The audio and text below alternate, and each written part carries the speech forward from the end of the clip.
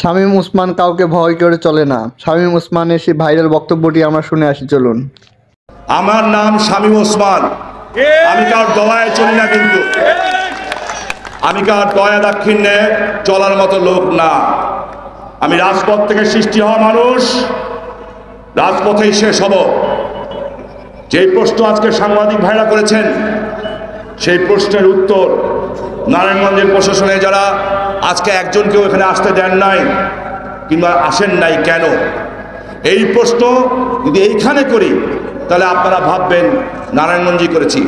আমি শামীম ওসমান জীবিত থাকলে আমার সম্বন্ধে আপনাদের ধারণা খুব কম।